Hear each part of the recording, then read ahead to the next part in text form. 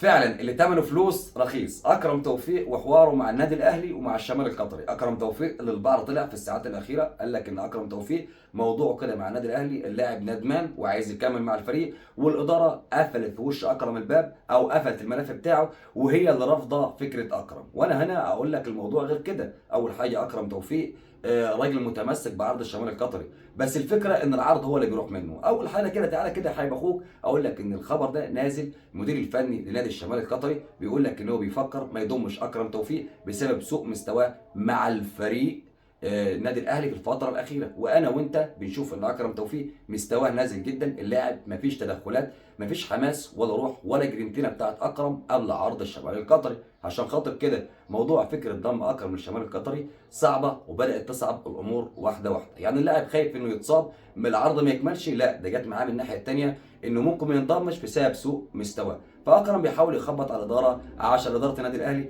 تحب تاخد قرار كده، او على الاقل لو خسر عرض الشمال القطري ما يخسرش النادي الاهلي. وهنا اقول لك ان الاداره قفلت السكه في وش اكرم توفيق من ناحيه انه كان مقدم عرض 65 مليون في 5 مواسم وما عجبش اللاعب وشاف ان عرض الشمال القطري افضل. فانت من وجهه نظرك شايف ان اكرم توفيق لو ما راحش الشمال القطري ينفع يكمل في النادي الاهلي ولا لا؟